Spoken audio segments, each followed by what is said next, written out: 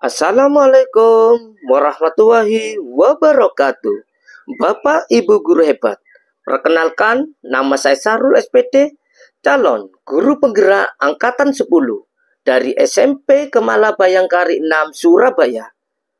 Izinkan saya pada kesempatan kali ini untuk memaparkan koneksi antar materi modul 2.1 pembelajaran berdiferensiasi. Semua pengetahuan terhubung ke semua pengetahuan lainnya. Yang menyenangkan adalah membuat koneksinya.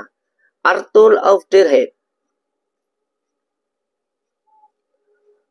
Tujuan, CGP dapat membuat sintesa pemahaman dengan mengoneksikan semua materi yang telah dipelajari sebelumnya untuk menjelaskan pemahamannya tentang pembelajaran berdiferensiasi dan bagaimana mengimplementasikannya.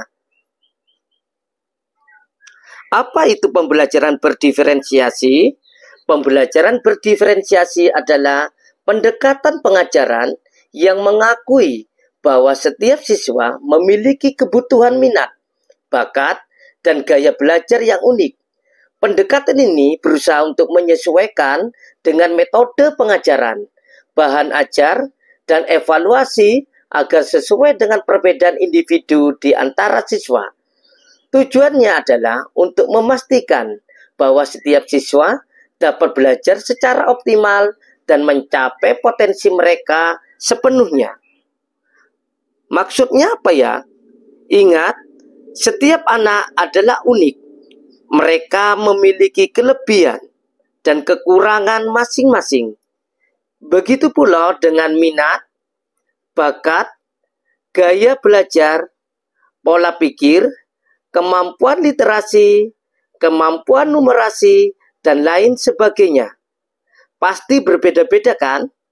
Nah, disinilah diperlukan usaha seorang guru untuk dapat memenuhi kebutuhan belajar murid yang berbeda-beda agar mereka dapat belajar dengan nyaman di kelas dan tentunya tujuan pembelajaran dapat tercapai.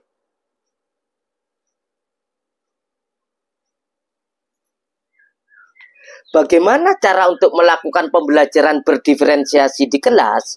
Pembelajaran berdiferensiasi di kelas adalah pendekatan yang memungkinkan guru untuk memenuhi kebutuhan individu setiap siswa di kelas. Berikut adalah beberapa langkah yang dapat dilakukan untuk menerapkan pembelajaran berdiferensiasi di kelas.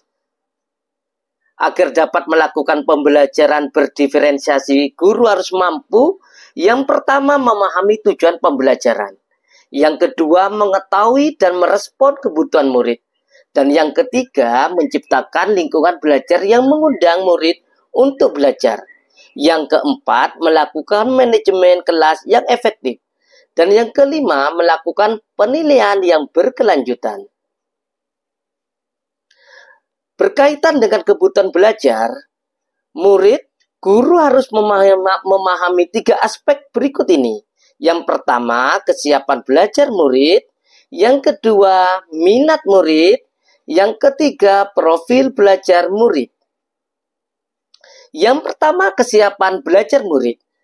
Mengharuskan guru untuk menilai pengetahuan awal dan tentunya menentukan apa yang telah murid ketahui dan di mana murid berada. Yang kedua, minat murid. Minat setiap anak berbeda-beda kan? Minat salah satu motivator yang penting bagi murid untuk terlibat aktif dalam proses pembelajaran.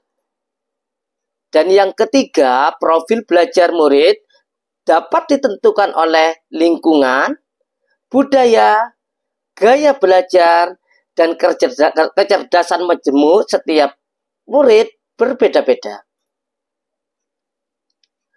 Kebutuhan belajar murid dapat diidentifikasi berdasarkan cara-cara berikut ini, yaitu dengan mengamati perilaku murid, mengidentifikasi pengetahuan awal, mereview dan melakukan refleksi terhadap praktek pengajaran, berbicara dengan guru murid sebelumnya, dengan membaca raport murid dari kelas mereka sebelumnya, Dan terakhir, menggunakan berbagai bentuk asesmen formatif, termasuk juga asesmen awal. Strategi untuk mendiferensiasi pembelajaran. Yang pertama, diferensiasi konten. Yang kedua, diferensiasi proses. Dan yang ketiga adalah diferensiasi produk. Bagaimana diferensiasi konten? Diferensiasi konten berarti guru harus bisa membagi atau memetakan konten yang diajarkan pada siswa dengan mempertimbangkan kebutuhan belajar siswa. Hal ini bisa kita lihat dari berbagai aspek seperti kesiapan belajar, minat siswa, atau profil belajar siswa, serta kombinasi dari ketiga aspek tersebut. Yang kedua, diferensiasi proses. Pada kegiatan ini, guru perlu memahami apakah siswa belajar secara mandiri atau berkelompok. Apa sajakah yang dibutuhkan siswa selama proses pembelajaran, dan yang lainnya. Hal tersebut menjadi pertimbangan dalam merencanakan kegiatan pembelajaran. Dan yang ketiga, diferensiasi produk. Berarti strategi pembelajaran berdiferensiasi dengan menunjukkan hasil pekerjaan atau karya pada guru.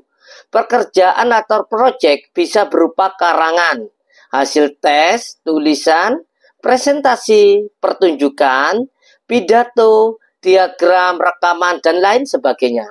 Pastikan produk atau hasil pekerjaan ini sesuai dengan materi pembelajaran, tujuan pembelajaran, dan menunjukkan pemahaman kepada siswa. Adakah keterkaitan antara modul pembelajaran berdiferensiasi dengan modul-modul yang lainnya? Tentunya ada, kan? Kaitan pembelajaran diferensiasi dengan modul sebelumnya, yaitu semua berdasar pada pemikiran Ki Hajar Dewantara, di mana guru menuntun murid sesuai dengan kodrat alam dan kodrat zaman, dengan berpihak pada murid sesuai dengan minat, bakat, dan potensi dari setiap murid. Pada pembelajaran diferensiasi bertujuan untuk memberikan pembelajaran dengan memetakan kebutuhan murid yang sesuai dengan kesiapan belajar, minat belajar, dan profil belajar murid.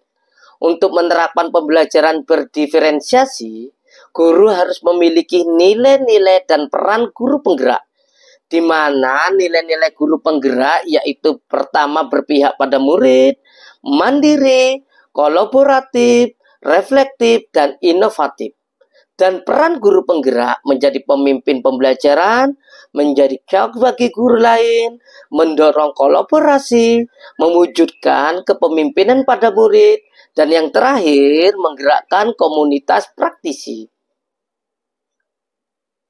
Dalam menciptakan pembelajaran berdiferensiasi, guru harus mampu berkolaborasi dengan semua warga sekolah untuk mengidentifikasi potensi atau kekuatan yang dimiliki oleh sekolah, sehingga dapat terwujud suatu visi sekolah, agar lingkungan belajar yang mendukung pembelajaran berdiferensiasi, maka guru harus menerapkan budaya positif yang merupakan perwujudan nilai-nilai dan keyakinan universal di sekolah.